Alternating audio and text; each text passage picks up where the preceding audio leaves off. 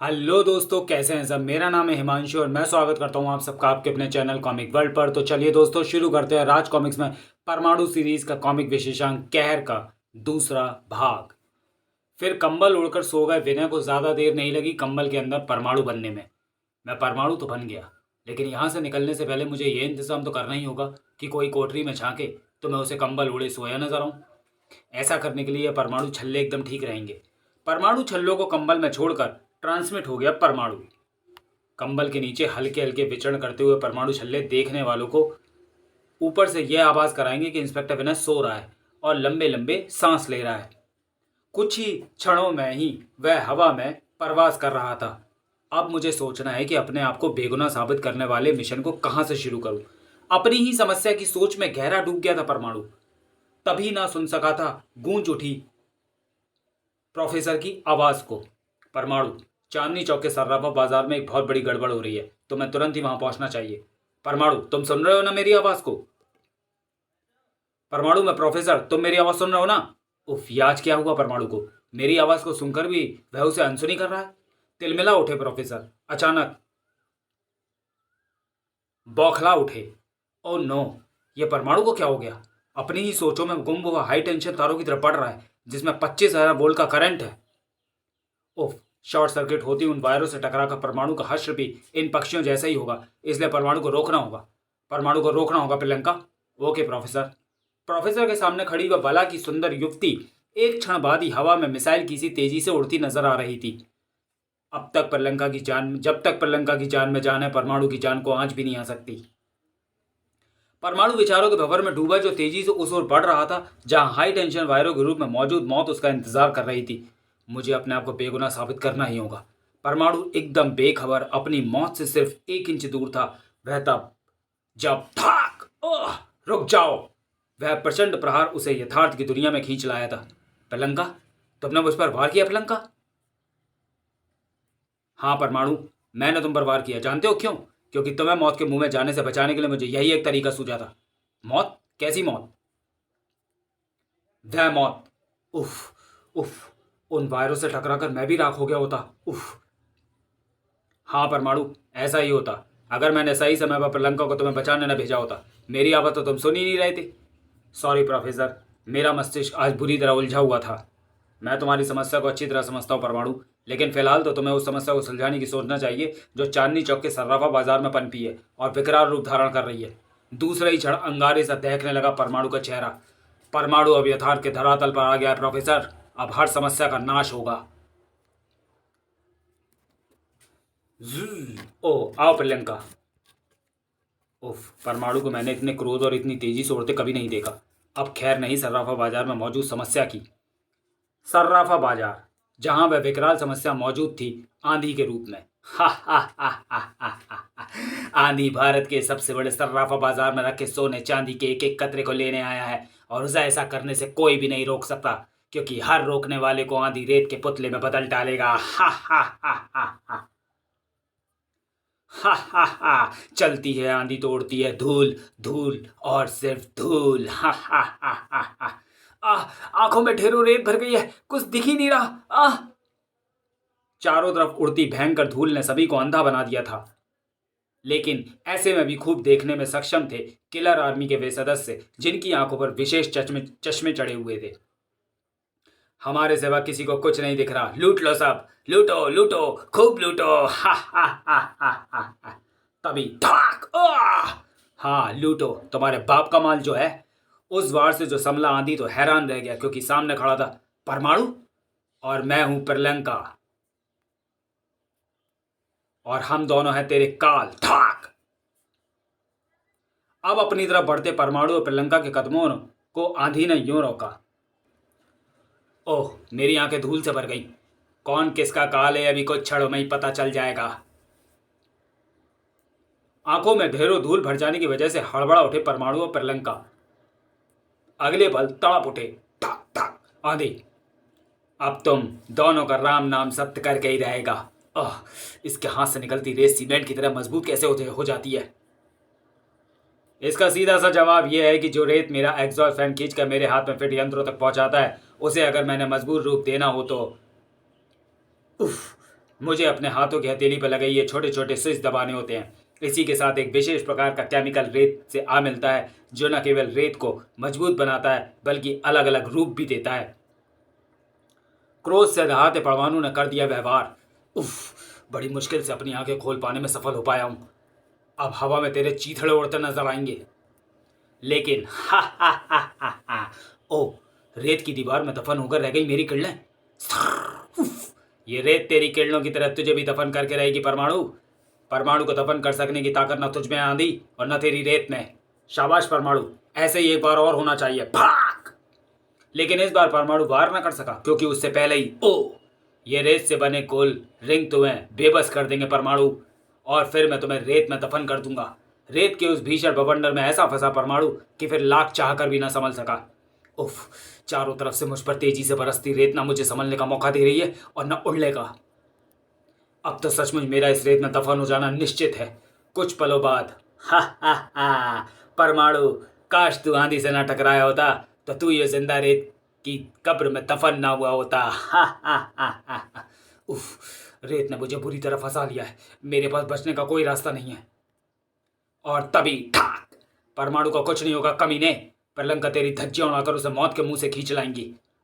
तुझे तो मैं भूल ही गया था, लेकिन कोई बात नहीं, अपनी भूल का सुधार मैं भी कर लेता हूं। उफ, रेत के बने उस हेलमेट ने कब प्रलंका के चेहरे को अपने कब्जे में ले लिया वह जान ना सकी और ना समझ सकी कि कब उसका शरीर फंस गया रेत के उस शिकंजे में। अब इस शिकंजे में फंसकर तू तड़पेगी, छटपटाएगी, लेकिन आजाद नहीं हो पाएगी। उफ, और तेरी छटपटाहट भी कुछ ही देर रहेगी क्योंकि रेत का जो हेलमेट तेरे चेहरे पर ढका है वह तुझे कुछ ही पलों में बेहोश कर डालेगा। आंधी ने झूठ नहीं कहा था। उफ, आह, मेरे शरीर से जकड़ा शिकंजा मुझे हिलने नहीं दे रहा और सिर व चेहरे को जकड़े हेलमेट मुझे सांस नहीं लेने दे रहा। सांस घुटने की वजह से मेरी टांगे कांप रही हैं। मैं गिर रही हूँ। बेहोश होकर नीचे गिरती प्रलंका को आंधी ने बीच रास्ते में ही अपनी भुजाओं में संभाल लिया। ये लड़की बड़े कमाल की है। मैं इसे अपने कैप्टन को उपहार में दूंगा ताकि वह इसका ब्रेन वॉश करके अपने काम में ला सकें। तभी किलर आर्मी के बाकी सदस्य अपना काम शुरू करके वापस लौट आए। चलो आंधी, अपना काम खत्म हुआ। अपने साथियों के साथ आंधी उस वैन की तरफ भाग लिया। अलविदा परमाणु, मुझे उम्मीद है जब तुम मरकर यमराज के पास पहुंचोगे तो वे तुम्हें सीधा स्वर्ग में भेज देंगे क्योंकि तुमने सदा भलाई के ही काम किए है। उफ, कितना असहाय हूं मैं। वे प्रलंका को लिए जा रहे हैं और मैं देखते रहने के सिवा कुछ नहीं कर सकता। ओह, ये वैन मेरी तरफ दौड़ाता ला रहा है। इसका इरादा मुझे कुचल कर मार देने का है। ऐसी स्थिति में अब एक ही सहारा है और वो है प्रोफेसर, मेरा निर्माता। प्रोफेसर, मुझे बचाने के लिए कुछ कीजिए। तुरंत ही गूंजी प्रोफेसर की आवाज़। मेरे कुछ करने की जरूरत नहीं है परमाणु, तुम तो स्वयं ही ट्रांसमिट होकर बच सकते हो। अपनी बेल्ट पर लगा ही बटन दबाओ और बच निकलो मौत से। इतनी सी बात तो मैं भी सोच सकता था प्रोफेसर, लेकिन ऐसा होना असंभव है क्योंकि मेरे हाथ मेरे शरीर के साथ बुरी तरह रेत के बंदरों से जकड़े हुए हैं और बेल्ट तक नहीं पहुंच सकते। इसलिए अब वो मुझे ट्रांसमिट करने का कारनामा आप ही अंजाम दे सकते हैं। ओह सॉरी परमाणु, इस स्थिति पर तो मेरा ध्यान ही नहीं गया था, लेकिन तुम घबराओ मत, मैं तुम्हें ट्रांसमिट कर रहा हूँ दूसरे ही क्षण। धन्यवाद प्रोफेसर, मैं ट्रांसमिट हो रहा हूँ। सॉरी। कुछ ही क्षणों बाद परमाणु अपने निर्माता के सामने बैठा घटनाक्रम पर विचार विमर्श कर रहा था। यह बहुत बुरा हुआ कि आंधी प्रलंका को अपने साथ ले गया। मुझे डर है कहीं वह उसकी असलियत ना जान जाए। प्रलंका की असलियत? प्रोफेसर, क्या है प्रलंका की असलियत? बुरी तरह हड़बड़ा कर रहेगा प्रोफेसर। कुछ नहीं परमाणु, जाने भावावेश में क्या कह गया। आप मुझसे कुछ छिपाने की कोशिश कर रहे हैं प्रोफेसर? नहीं परमाणु, ऐसी कोई बात नहीं। लेकिन प्रोफेसर परमाणु की बात बीच में ही काट दी। सॉरी, हाँ, प्रोफेसर ने परमाणु की बात बीच में ही काट दी।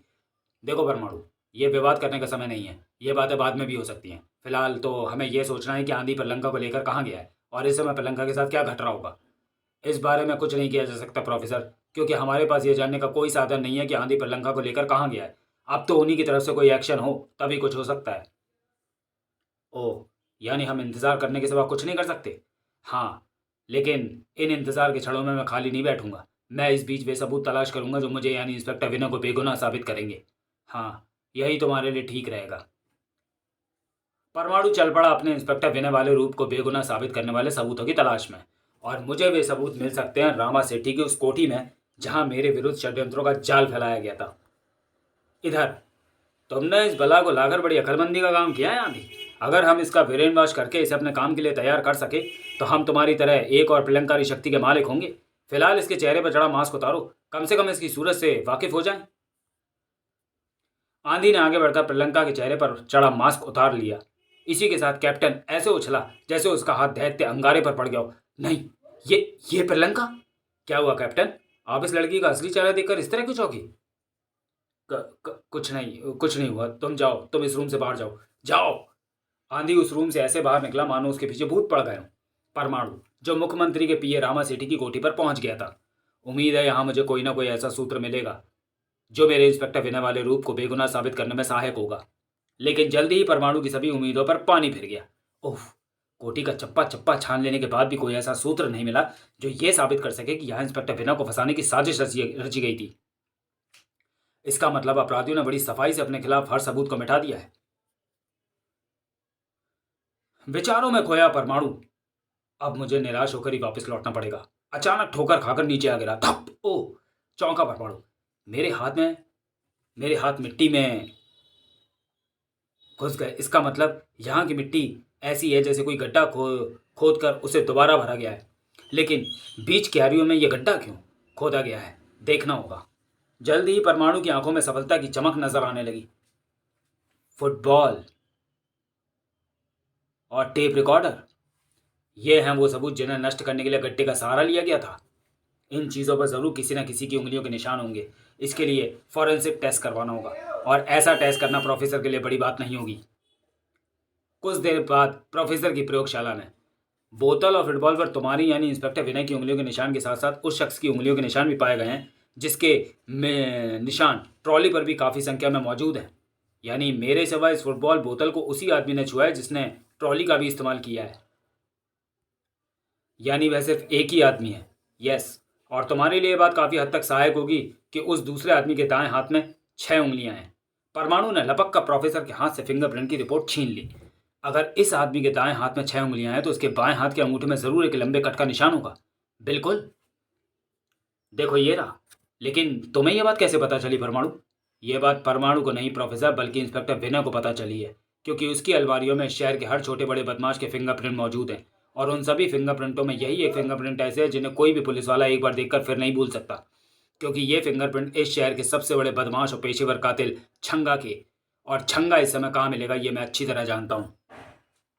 यमुना नदी के किनारे बसी ये स्लम कॉलोनी, जहाँ स्थित एक शानदार ढंग से सजी झोपड़ी में। देखिए, हम आपसे कह देते हैं कि हमसे उलझने की कोशिश ना ही कीजिए, क्योंकि जब छंगा उस्ताद का चाकू चलता है ना, तो सामने परमाणु हो या परमाणु, सबन को चीर फाड़ कर डालता है। लेकिन ये बात आप हमारी भाषा में नहीं, चक्कू की भाषा में अच्छी तरह समझोगे। सक! लगता है तुम्हें सिर्फ लड़ाई झगड़े की भाषा समझ में आती है। ओह, चलो ऐसा ही सही, मैं तुम्हें उसी भाषा में समझाता हूँ। भाग! गिरने के साथ ही छंगा घायल सिंह की माने दहाड़ा। अरे हमारा मुंह का देख रहे हो, तो खत्म कीजिए ना उस साले को। छंगा के चेले परमाणु की तरफ दौड़ पड़े, लेकिन क्या जानते थे कि उनका पहला पाला परमाणु से पड़ा है। उस परमाणु से जो क्रोध के कहर का देवता, ओह धाक, और आफत का शहंशाह नजर आ रहा था। ठाक! कुछ पलों बाद ही छंगा को लेकर परमाणु हवा में मौजूद था। छंगा, अगर तू यहां से गिरकर मरना नहीं चाहता तो बक कि तूने इंस्पेक्टर बिना को कैसे और किसके कहने पर फंसाया। काफी समझदार निकला छंगा। अगले ही पल पर टेप रिकॉर्डर की तरह शुरू हो गया, और उसके विरुद्ध हर चीज एक सोची समझी योजना के अंतर्गत हुई थी। सबसे पहले हमने रामा सेठी को उसकी कोठी पर जाकर बेहोश किया। फिर हमारे एक आदमी उसे फोन किया। वह अंधेरन में डूबी रामा सेठी की कोठी पर पहुंचे। उसे देखते ही हमने उस टेप रिकॉर्डर का बटन दबा दिया जो हॉल में छिपाकर रखा हुआ था, जिसमें बचाओ बचाओ वाली आवाज़ भरी हुई थी। टेप रिकॉर्डर चालू होने के साथ वह तेजी से अंदर आए। तब शुरू हुआ हमारा काम। प्लान के मुताबिक हमने उस पर फुटबॉल फेंकी जिसे उसने लपका।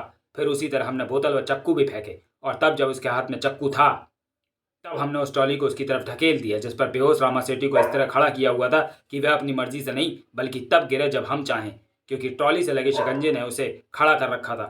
उसका रिमोट हमारे पास था। फिर वही हुआ जैसा कि योजना थी। वह अंधेरे में चक्कू को सामने किए खड़े थे। उसके बाद हमने ट्रॉली को उस पतली तार से वापस खींच लिया जो पहले से ही ट्रॉली से बांधी गई थी। फिर क्या, फिर हमारा काम खत्म हुआ।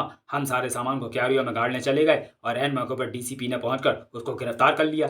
सचमुच फूल प्रूफ प्लान था, लेकिन इसे बनाया किसने था? और कौन बना था जी? वो अपना डीसीपी रंगनाथ है ना। वही बनाया ये प्लान और हमें उसे अंजाम देने के लिए 1 लाख रुपया दिया। तुम्हें यह बात अदालत में कहनी होगी छंगा। कहेंगे जी, बिल्कुल कहेंगे, लेकिन हमारा गिरेबान तो छोड़िए परमाणु जी। छंगा का गिरेबान छोड़कर परमाणु वहां नहीं रुका। बचाओ, हम मर जाऊंगा, छपाक, उफ। मगर नहीं छंगा, मरा नहीं छंगा। तू सफल नहीं हो सकता परमाणु, हम डीसीपी को सब बता दूंगा। डीसीपी रंगनाथ के घर पर परमाणु। यहां तो वह कहीं नजर नहीं आ रहा, कहाँ गया वह। तो चलिए दोस्तों, वीडियो को यहीं समाप्त करते हैं और मिलते हैं परमाणु सीरीज के कॉमिक विशेषांक कहर के तीसरे और अंतिम भाग में अगले वीडियो में। तब तक के लिए धन्यवाद।